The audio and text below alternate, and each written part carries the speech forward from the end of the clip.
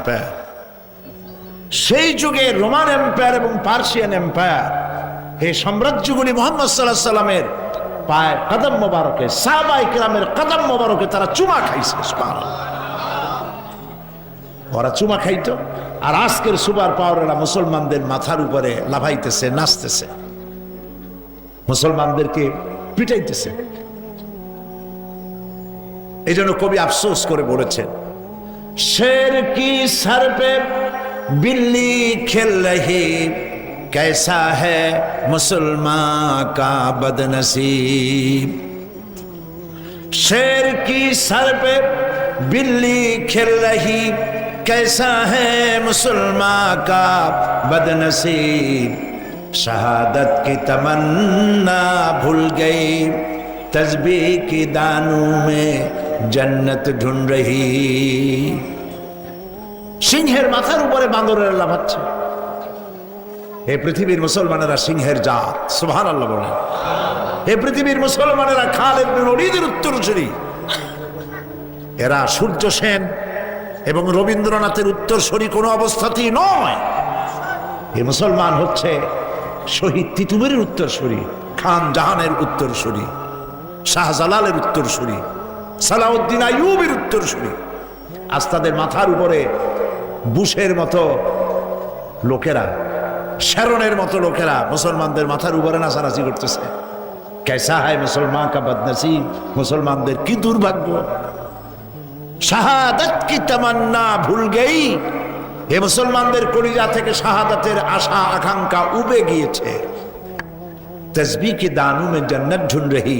মুসলমানেরা এখন খানকার মধ্যে, মসজিদের মধ্যে বসে খালি তসবিহ টেপে আর চিন্তা করে কোন ভেস্তে যাব। তসবির দানার মধ্যে আল্লাহর জান্নাত নাই। নবী করিম সাল্লাল্লাহু আলাইহি ওয়াসাল্লাম বলেছেন, আল জান্নাতু তাহতা দিলালিস সায়ুফ। বেহেশত হচ্ছে তরবারির ছায়াতলে। সুবহানাল্লাহ। বেহেশত কোথায়? তরবারির ছায়াতলে। এই জাতি কোরআন ছেড়েছে আর তরবারি ছাড়ছে, ঠিক কিনা? মডারেট হয়েছে, মোস্ট মডারেট। জিহাদের নামও নেওয়া যাবে না, শাহাদাতের কথাও আনা যাবে না। আমরা সাংঘাতিক রকমের মডারেট। বিশ্বকবি আল্লামা ইকবাল বলছেন, আ তুঝে বাতাও তকদীরে উমম ক্যা হ্যায়। आ तुझे बताओ तकदीरे उमम क्या है। शमशीरो सिना अव्वल ताऊस रुबाब आखिर। এসো, এই জাতির উরুজ এবং জওয়াল, এই জাতির উন্নতি আর অবনতি তোমাদেরকে শোনাই। এই জাতির উন্নতি হয় কখন? যখন এক হাতে থাকে আল্লাহর কোরআন আর এক হাতে থাকে তরবারি, তখন এই জাতি আপ হতে থাকে, এর উন্নতি হতে থাকে, এ জাতি মাথা উঁচু করে দাঁড়ায়। আর অবনতি কখন হয়?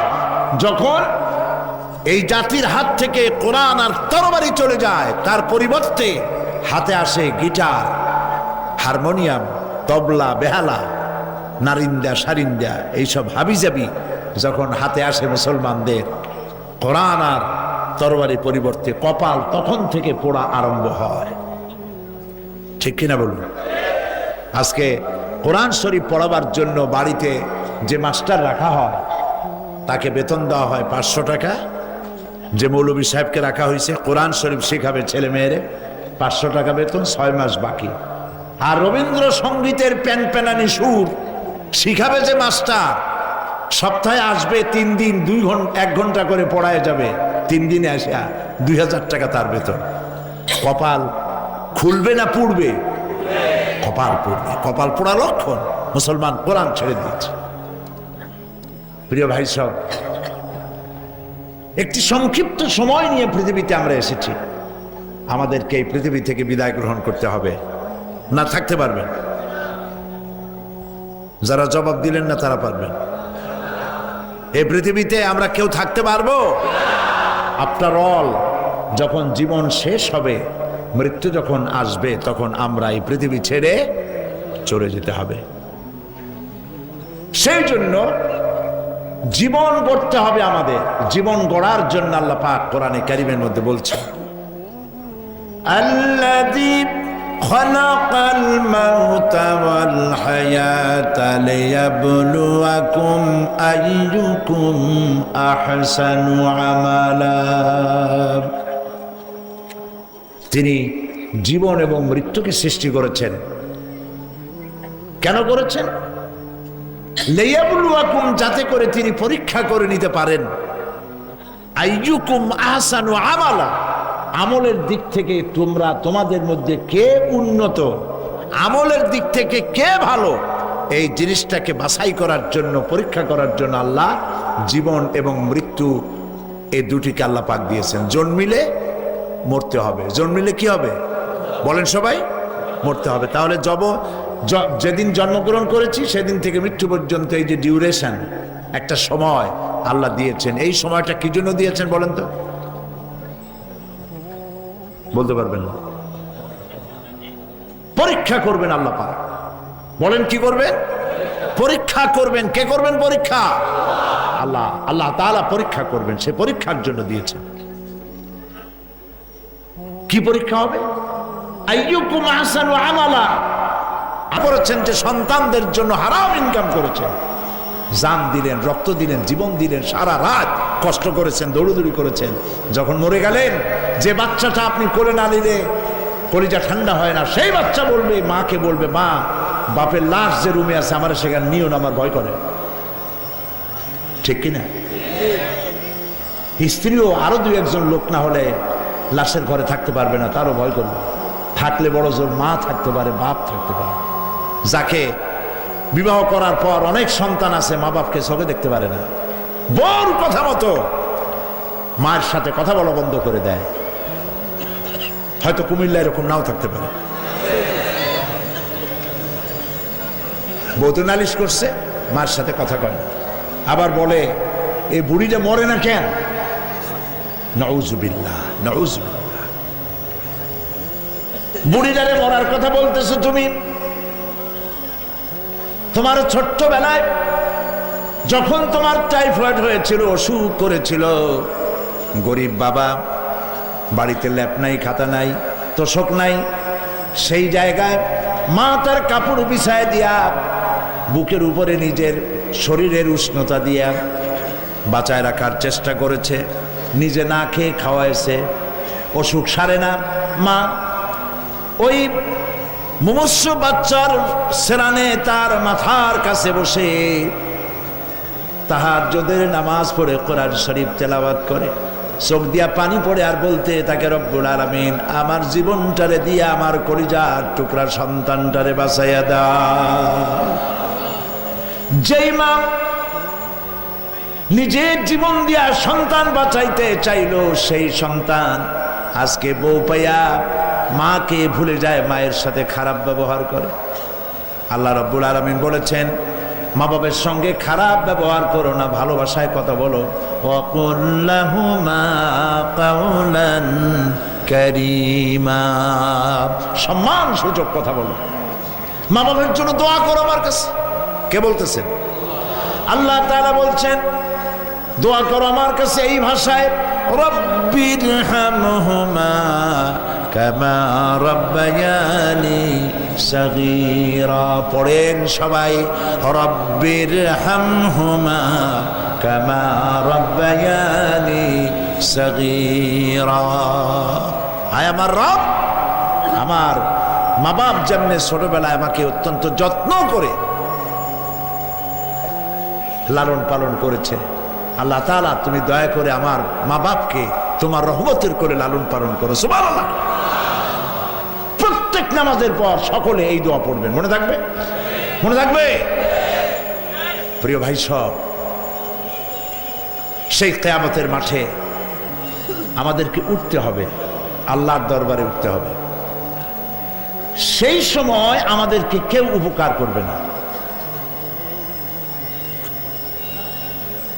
يوم لا ينفع مال ولا بنون, সম্পদ আর সন্তান সন্ততি কোনো কাজে লাগবে না।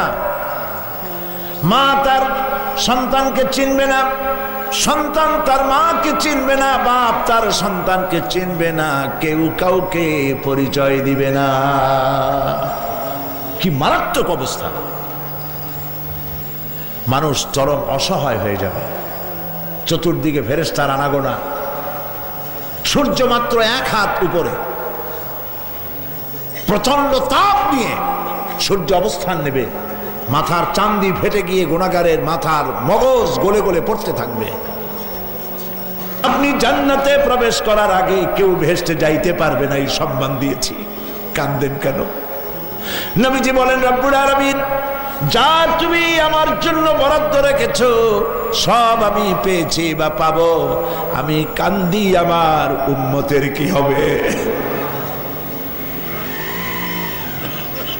আল্লাহ রাব্বুল আলামিন তাকে পারমিশন দিবেন, আপনার নেককার জান্নাতি উম্মতগুলি আপনি বেছে নিন।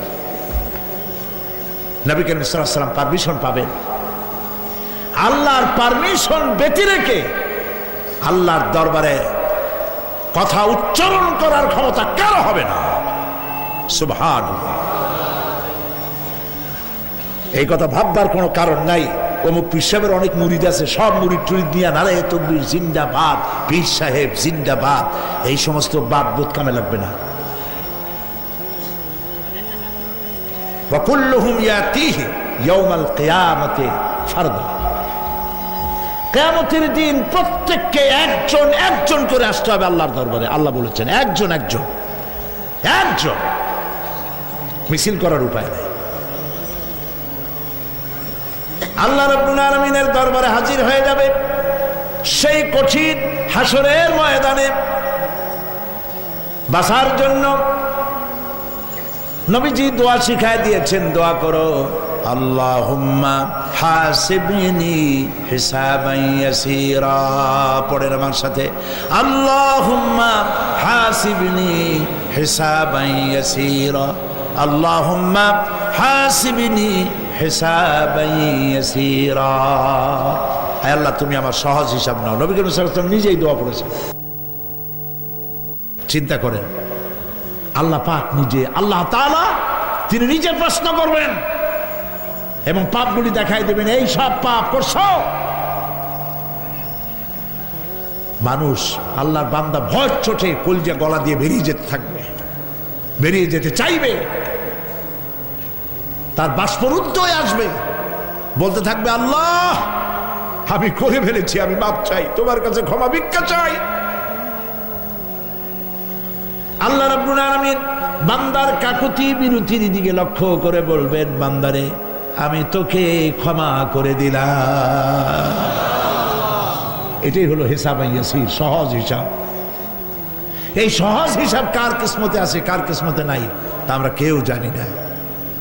এই দুনিয়াটাকে আল্লাহ পাক বানাইছিলেন পরীক্ষা নেওয়ার জন্য। কি জন্যে? পরীক্ষা নেওয়ার জন্য।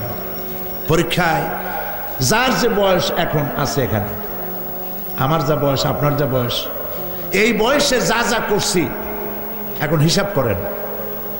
ছোটবেলায় কই মাছের কাঁটা গলার মধ্যে ঢুকছিল, তখন ক্লাস 2তে পড়ি। এরকমের একটা ঘটনা মনে আছে কিনা? মনে নাই? অন্যের বাড়ির আম পাড়তে গিয়া বাড়িওয়ালার সামনে পড়ছিলেন, 2টা থাপ্পড় দিছিল। এইসব কথা মনে আছে না? আছে কিনা? এই ছোট্ট ছোট্ট কথাগুলি, কোন পুকুর পাড়ে আছার খাইছিলাম, কেটা মারছিল, সেই ছোট্টবেলা থেকে এই পর্যন্ত এই ছোট্ট কথাগুলি যদি মনে থাকে, তাহলে বড় বড় পাপ কি কি করছেন তা মনে নাই? তাহলে নিজের হিসাব নিজে করো। কিয়ামতে আল্লাহ পাক আমলনামা হাতে দিবেন, বলবেন পড়ো, ইকরা কিতাবাক, পড়ো তোমার আমলনামা। তুমি তোমার হিসাবের জন্য আজকে তুমি নিজেই যথেষ্ট। পড়ে দেখো কি করছো। ইন্না লিল্লাহি ওয়া ইন্না ইলাইহি রাজিউন। হযরত ওমর ফারুক রাদিয়াল্লাহু তাআলা আনহু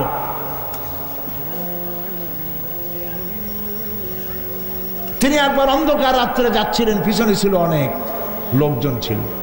হাঁটতে হাঁটতে তিনি প্রশ্ন করলেন, আচ্ছা তোমাদের মধ্যে কি কেউ আছে এমন বলতে পারো যে কোরআন শরীফের মধ্যে সব থেকে হতাশাব্যঞ্জক আয়াত কোনটি?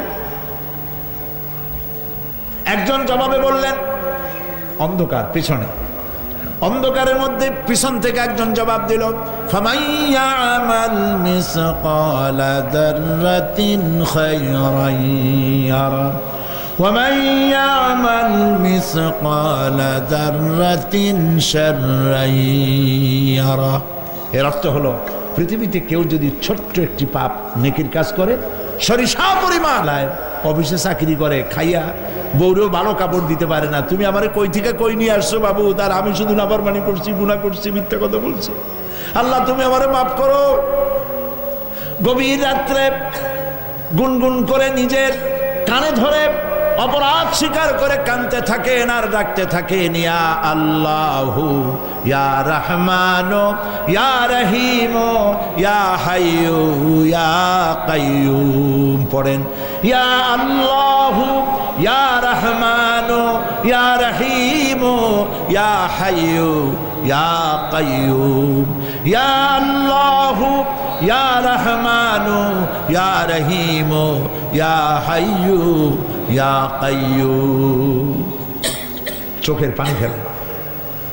নবীজি বলেছেন, আল্লাহর ভয়েতে গুনাহ করেছিল সেই লজ্জা করে, আল্লাহর ভয়েতে, জাহান্নামের ভয়েতে মানুষ যখন কান্দে, চোখের পানি নাকের অর্ধেক আসতে না আসতে আল্লাহ পাক তারে মাফ করে দেন। আল্লাহ পাক, মা বাচ্চা যদি কান্দে মা সইতে পারে বলেন? মায়ের চাইতে আল্লাহর মহব্বত কম না বেশি? মহব্বতকে আল্লাহ পাক 100 ভাগ করেছেন, 1 ভাগ সারা বিশ্বের মাঝে ছড়িয়ে দিয়েছেন, আর 99 ভাগ আল্লাহ তার নিজের মধ্যে রাখছেন। 1টা ভাগ ছেড়ে দিলেন পৃথিবীতে, সেই ভাগের থেকে যেটুকুন মুরগি পেল, মুরগি তার বাচ্চা ঠেকাবার জন্য চিলের সাথে লড়াই করে, শেয়ালের সাথে লড়াই করে, গরু হাতির সাথে লড়াই করে, মানুষ তার সন্তানকে বাঁচাবার জন্য জীবনটাও দিয়ে দেয়। 1টা ভাগের যতটুকুন পেলাম, সেই মহব্বত যদি আমার এত তীব্র হয় স্ত্রীর জন্য, সন্তানের জন্য, তাহলে 99টা ভাগ মহব্বত যে আল্লাহর কাছে বান্দার জন্য, তার দয়া কত বেশি। এই জন্য কবরের ভিতরে প্রশ্ন হবে, কে তোমার রব? মুমিন ব্যক্তি বলবে, রব্বি আল্লাহ, আমার রব আল্লাহ। ওয়ামা দীনুকা, তোমার দিন কি? বলবে, দীনুনাল ইসলাম।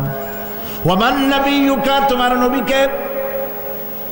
ওই লোক বলবে, নবিয়ুনা মুহাম্মাদুর রাসূলুল্লাহ সাল্লাল্লাহু আলাইহি ওয়াসাল্লাম।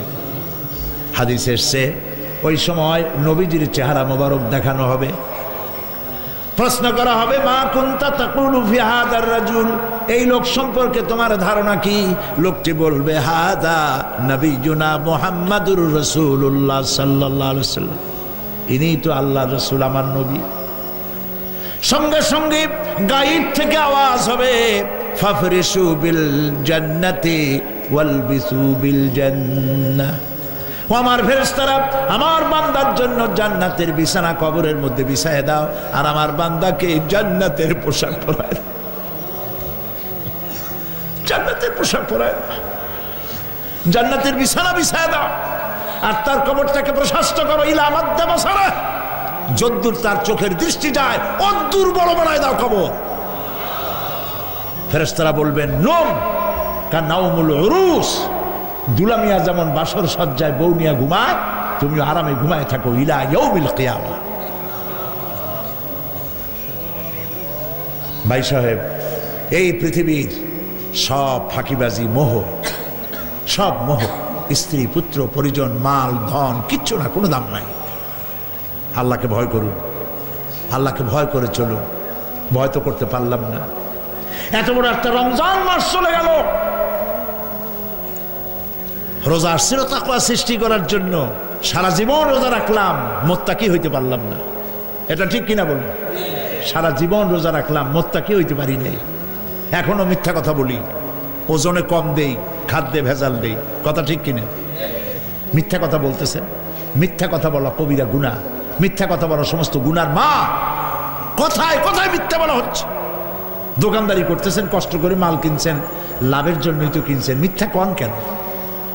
ওজনে কম দিচ্ছেন, ভেজাল দিতেছেন, ভেজাল দিয়া কম দিয়া কয় টাকা উপার্জন করবেন, আর কতগুলি খাইতে পারবেন আপনি? চাউলের মধ্যে তুষ দিলেন, কুড়া দিলেন, পাথর দিলেন। আহারে মুসলমান, কি